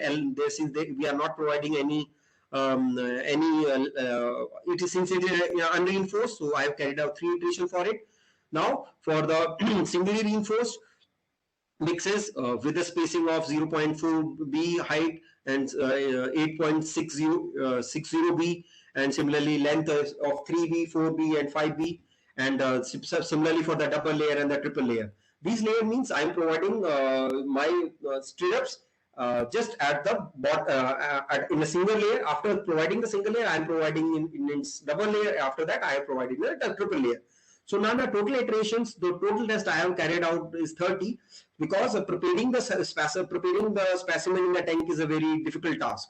So it required, since we are using the in such a huge tank with the since we are using the rainfall technique for that, preparing the entire bed for single iteration is a very difficult. So keeping that constraint in view, the limited test was carried out. So these are the pressure settlement behavior I have obtained. So from this pressure settlement behavior, for using the double tangent method, I have calculated the ultimate bearing capacity in the settlement. Now, so these are the obtained values for respective to the different gammas value. So as you can see, within increasing the number of the layer of the reinforcement, your LR value, that is the length of the reinforcement, your value of your ultimate bearing capacity is increasing. Okay. Similarly, with the increasing the density of the sand, your values are increasing. Now, so now let's discuss the effect of every component on the bearing capacity ratio. First of all, the length of the reinforcement. So now, length of the reinforcement, if you talked about, so for QU unreinforced sand compared to that of the reinforced sand to the unreinforced sand, so you can see as your length of reinforcement by B ratio increases, your CBR value is increasing, but is increasing. So as you can see in this any particular plot, as you goes on increasing the LRB by ratio, your CBR value is increasing. Okay, with the length of the reinforcement, your value is increasing. Similarly, but with the increasing the length of the reinforcement, your SRF value is decreasing. That the settlement reduction factor is decreasing. So settlement factor reduction, which has been defined as the ratio of SP unreinforced sand minus SP reinforced sand divided by SP reinforced sand. So as you can see, a decrease in the SRF value is seen with the increasing the LR value. Okay, so why it is happening? So in comparison to it is happening because excuse me.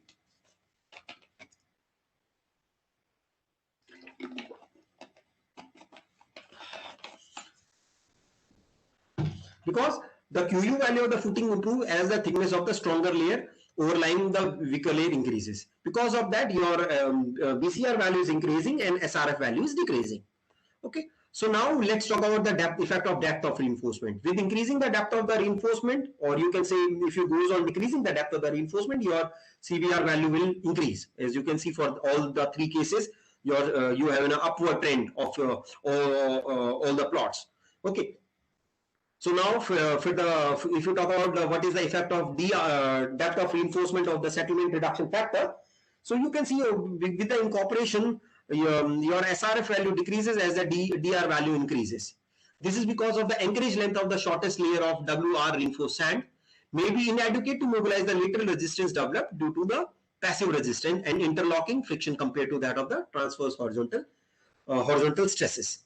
Contrary to this, longer layer of the waste tire reinforced strips may be develop adequate resistance. Because of that, with the increasing your DR value, your CBR value will increase. Your bearing capacity ratio increase and your SRF value will decrease. Similarly, with effect of gamma, but for effect of gamma, interesting thing was noted. See, the improvement in the strength in the CBR value will be maximum if you talk about the percentage particularly at a up to medium dense sand. But if you talk about the highly dense sand, yeah, with a highly dense sand, I'll conclude, sir. I'll conclude in 5 minutes, sir. So we can have a discussion regarding the results. Okay, so for that, highly dense sand, although there is an improvement in the CBR value and decrease in the BCR bearing capacity ratio and decrease in the settlement reduction factor, but at a higher density, the rate the increase percentage increase is decreasing. Okay, so it reflects the ineffectiveness of the reinforcement to improve the BCR value at the higher unit weight. So now similarly for the settlement reduction factor, at a particular value of L by V, your gamma increases, your SBR decreases. The density in the packing of the sand grain will be consequently leads to the generate of the great CBR value, BCR value. So this is the effect of the NR value, number of layer of reinforcement on both bearing capacity ratio and the settlement reduction factor.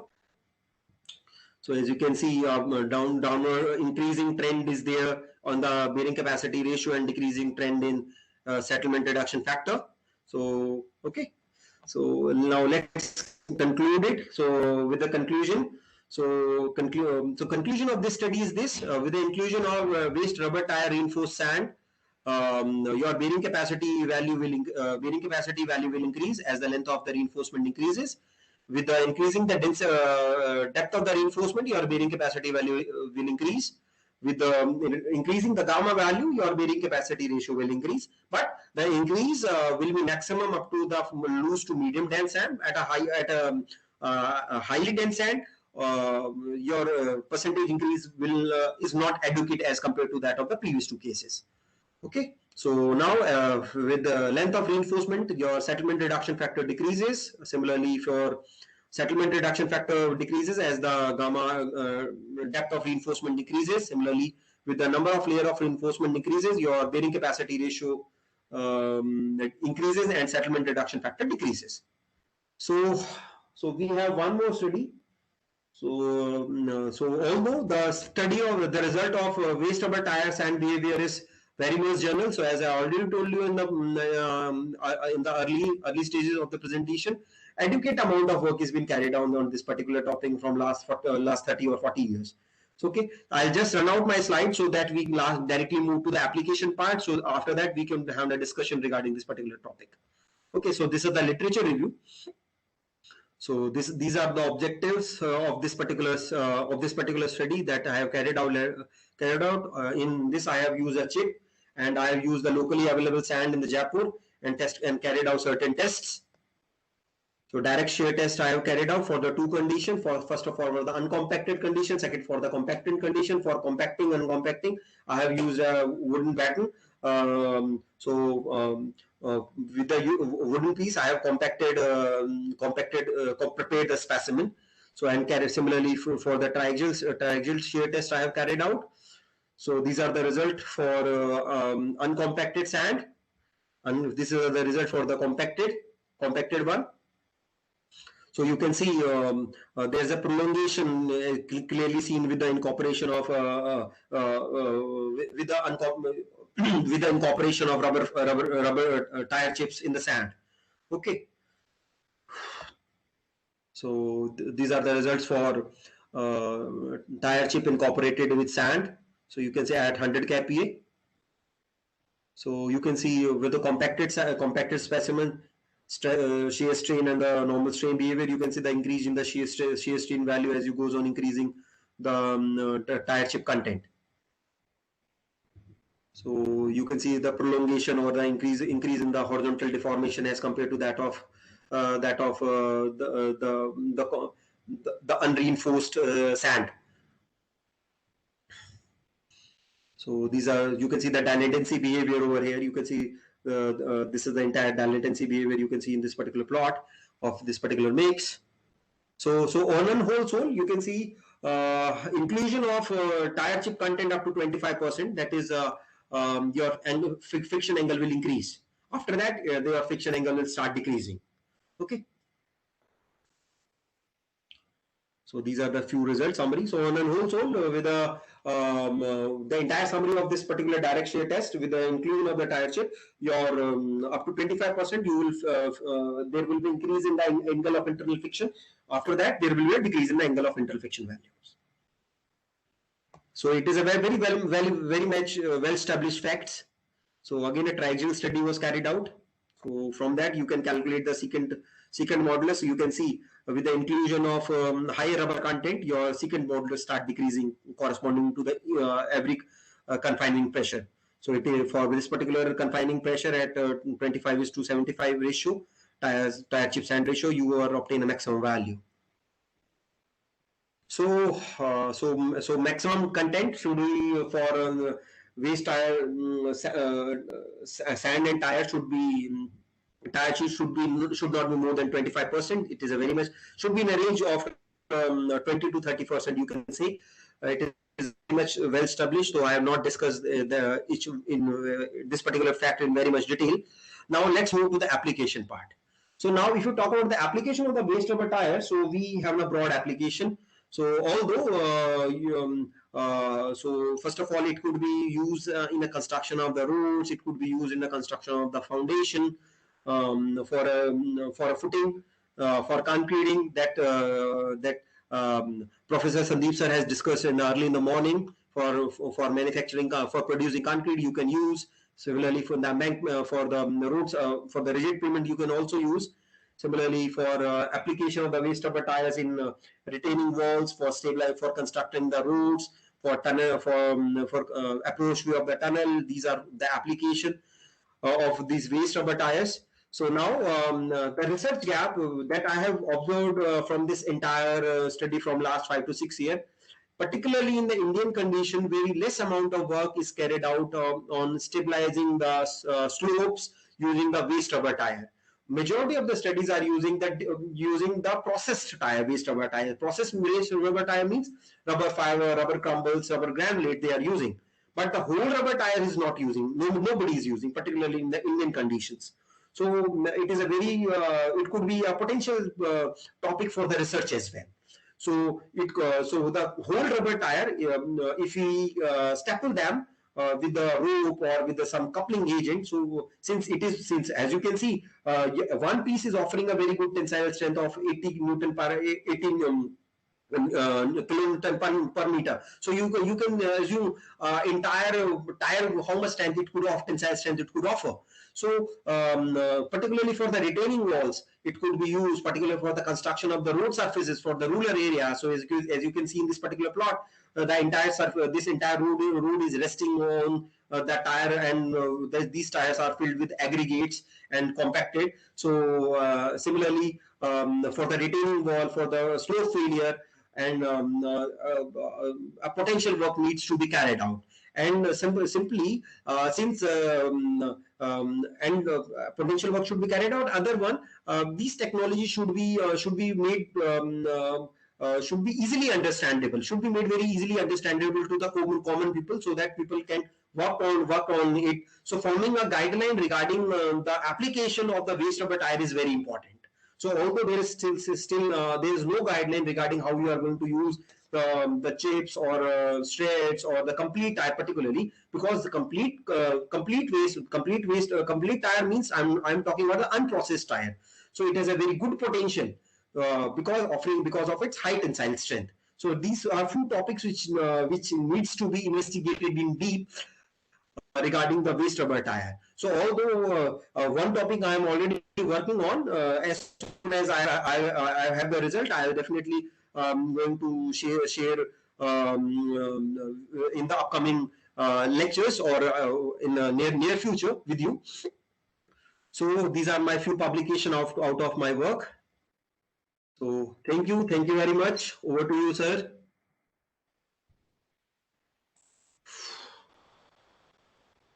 Thank you, Yadav sir, for a very energetic and a very involved lecture and guiding us. Rather, I never thought of using whole tires or applications of whole tires like this.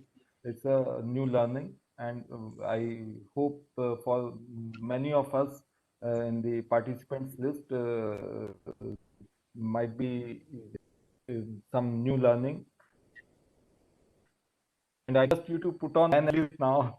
You have Yeah, now I'll most switch on welcome. the So pan. any participants Yeah. if wish to ask any question. Good evening, Participants, sir. I appreciate your say you are at 5 o'clock also 100 plus. So anybody wishes to ask any question kindly. Good evening, sir. I am Suchi Sharma. Yeah. Sir, first of all, the session was very wonderful, and this is very innovative. And the last ideas you gave that we can use a full tire also. So this is again a wonderful idea. Sir, I want to ask that what is the difference between the rubber crumbles and the rubber fibers? You use both the things. So So rubber what is crumbles the are difference? basically, yeah, rubber crumbles are basically a sand type particle. Where fiber rubber, if you cover the rubber fiber, it looks like conventional your fiber, your polypropylene fiber, polyester fiber. So or if you go to the classification system according to your ASTM or your European, so you can find, you can see a range is given. So depending upon that range, you can comment whether it is a crumble, whether it is a fiber. So, Oh, and on whole, if you conclude, rubber crumble is a granular particle, whereas a fiber, it's look like a conventional fiber. okay. So, sir, it is just similar to the sand particles, just like when we do the sieve analysis. So, there are some categories for the sand, for the aggregate, fine aggregates and the coarse aggregate. So, this rubber crumbles and the rubber fiber are come in this category. इनके लिए भी कोई sieve analysis होता है क्या sir? हाँ, सीम analysis है ma'am, rubber fibre के, रबर कंबल के लिए आप सीम एनालिसिस कर सकते हैं, बट फाइबर के लिए क्वेश्चनेबल है, क्योंकि फाइबर फाइबर जो हमारा रबर फाइबर वाला रबर फाइबर है, उसके लिए क्या है, आप वो सीम में स्टक कर जाता है, so grading the rubber fibre from the conventional seam is very difficult. Okay, okay. So, sir, is there rubber any कंबल्स codes? के लिए कर सकते Yes, sir. Sorry, sir. हैं, रबर कंबल्स के लिए कर सकते हैं, रबर क्रम्बल्स के लिए कर सकते हैं बट फाइबर्स के लिए नहीं कर सकते हैं. फाइबर के लिए ma'am, Okay. Because if you go for the sieving using the for rubber fibre, so rubber fiber के लिए you will not going to get the desired particle size distribution. Okay, okay. Thank you so much, sir. And sir, one more question. You told about the direct shear test by using the rubber chips, right? So, what is the size of the rubber chips? I think that is rubber chip, that is 10 mm into 15 mm I have used. If I'm Okay, not 10 mm into 15 mm. So, sir, overall we can conclude that जो भी हम rubber fibers use करते हैं concrete के अंदर, तो उसकी strength ज़्यादा होती है as compared to the cement, right? Ma'am, Okay. what I suggest, see, ultimately we are going to apply in the field application. What I Correct, recommend, correct. we instead of using in the stated form, let's do it as a use a complete tire. Although I am carrying out some investigation whether it is practically viable or not, but because see, if you particularly talk about the clay soil, some properties are decreasing, some properties are increasing, some values are matching, some values are not matching. Keeping all these issues in view, so using the particular whole tire is will be more advantageous, that I think, as compared to that of shredded forms. Okay, Although fine. rubber fiber performs well as compared to that of rubber crumbles. Same if you talk about the concrete, particularly for the concrete, rubber fiber performs well as compared to that of rubber crumbles or the rubber grains. And similarly for the clay soil and sand as well. Okay, okay. Thank you so much, sir. Yes. Hello, sir. Dr. Damayanti Badga here. Can you hear me, sir? No, ma'am, please. Hello, sir. Dr. Damayanti Badga here. Can you hear me? Yeah, ma'am, I can hear you. Please, question, please, ma'am. Yes, sir. Actually, my question is that only, that is there any opportunity or possibility to use synthetic fiber in our construction field? Shredded fibers? Synthetic Yeah. fiber. Utilize Synthetic fiber, yeah, synthetic fiber. So, ma'am, I think, if I'm not wrong, government is BIS is proposing one code on the fiber reinforced sand. I have not seen the draft. I heard from somebody government is proposing one code for fiber reinforcement as well. So from that we can obviously, if government is proposing, in the near future we are going to see the application of it. Although extensive studies is being carried out across the globe regarding the fiber reinforced sand, synthetic fiber reinforced sand. Yeah. Right now we don't have any guideline, coded provenience of fiber reinforced sand, to the best of my knowledge at least. Yes, sir. Yes, sir. And sir, another one thing that I wanted to discuss is that I am an associate professor in Patel Institute in Pavati, which is near Surat.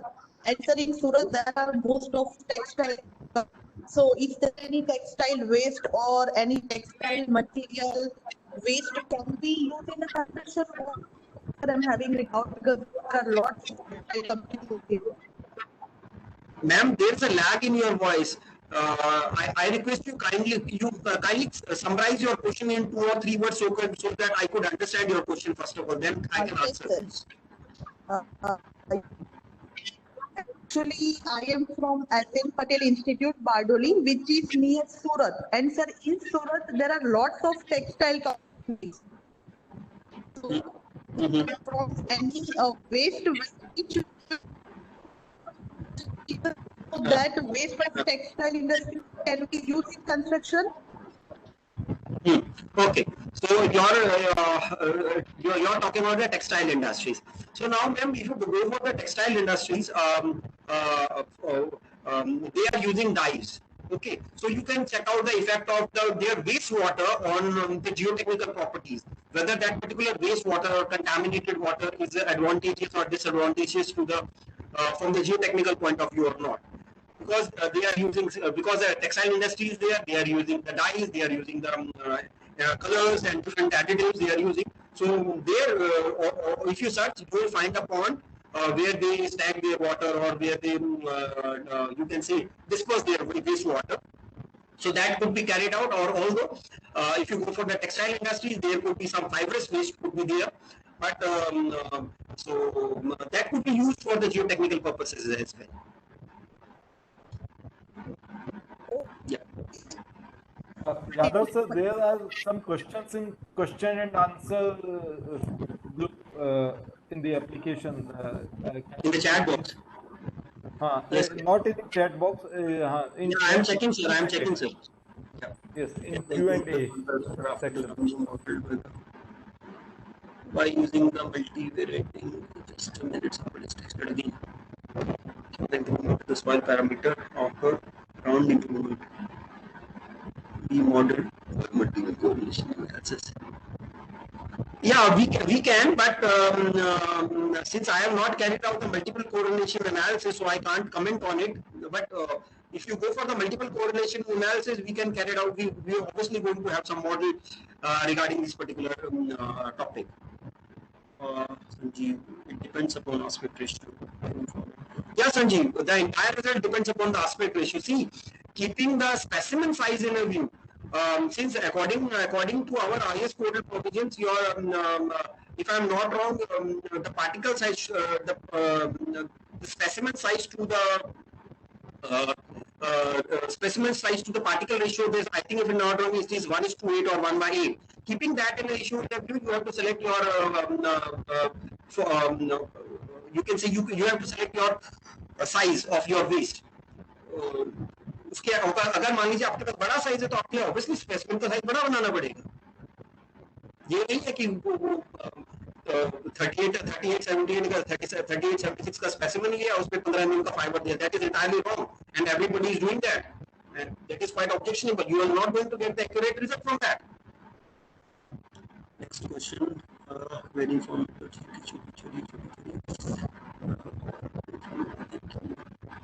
I think, sir, I have answered all the questions from the chat box. So there is one section near chat, Q&A section, other than the chat. Other than chat box. There, Mr. Sudarshan, Professor Sudarshan has asked four questions. Just sir, I have only seen the chat box section. Let's. So the questions I may. Yeah, sir, you can. Yeah, I have seen. Just. Yes, find out. Yeah. There are certain questions. I will try to answer some of them. Can we study the property of the waste as international content. What have you studied the property of these waste at international content? International content. First question I am not getting what you are asking about. Sudarshan ji, international content means किस aspect में पूछ रहे हैं? I am not getting your points. Sudarshan ji, please. Yeah, please.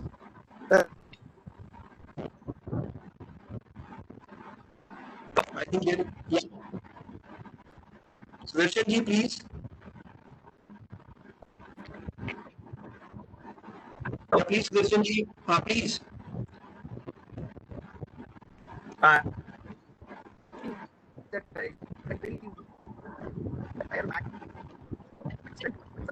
Sudarshan ji, there is a lag on your voice. I can't hear you properly. Let me read your question again so that I could understand it better this time. Have you studied the properties of these waste at international content? Yeah, I see. If you talk about the international content, so the classification I have taken according to international standards. Okay. Or if you come, I have one literature paper regarding this entire study at the international level. What is being carried out? What is the properties? What is the SEM analysis and XRF analysis? Everything is in this particular paper. So I share the presentation with sir. You can find out that paper of mine from that particular from the presentation. Yeah. Sir, have you idea of reusing waste of a tire is in everything from desert? Please reinforce the sand with multi-story foundation work. See, reinforcing the sand for multi-story foundation before commenting on this particular topic, since multi-story building, there are a number of things are going to come. Before commenting on that, extensive study should be carried out. Okay. So because of we are using the tire maximally by retrading, it is but it is not the case in the developed country. Yeah, keeping this issue in view, the government has stopped importing the tires. I totally agree with you. We are from the till 2016 we are using the retrading tire more as compared to that of the newly developed tires. And keeping the issue of the waste of a tire, government has banned the importing of the waste of a tires. So future possibility I have already told you.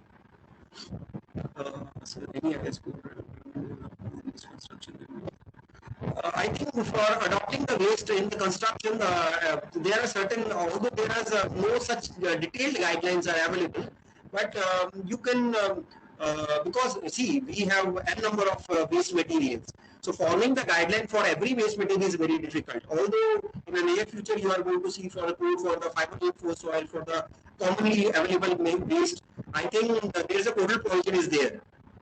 Using that codal provision, right now I'm not getting that the codal provision number, but code is there from where you can, code is there for utilization of the fly ash, that is MORT 2014, and for the slag as well. And from the Ministry of Mine website, you can easily find out the guidelines regarding the utilization of the slag and other mineral mining waste. International code specified, code specific available. Yeah, there are codes available on the utilization of the waste rubber tire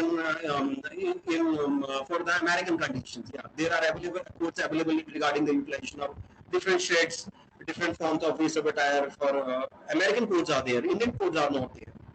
IS code for the waste rubber tire is not there. Yeah, future research possibility I have already told you. The entire whole rubber tire is usability in the civil engineering application is not studied in India yet. So I have not found any paper yet regarding that. Yeah. So other questions. So Praveen, sir, I have answered. I have tried my level best to answer all the questions. So all the questions I have answered. Definitely, sir. With all sincerity, you have answered, and with all humility also. So we salute your passion and humility, and of course the rich knowledge.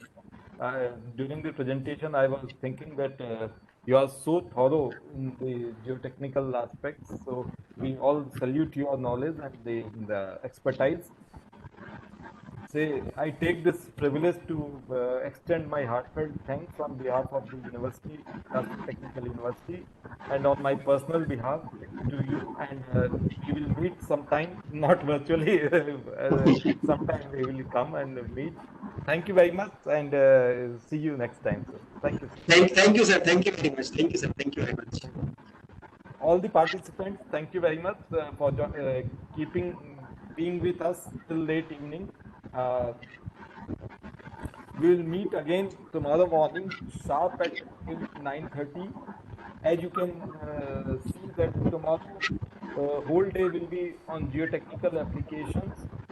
They will start with Professor Vedagwan from IIT Madras on sustainable payment solutions.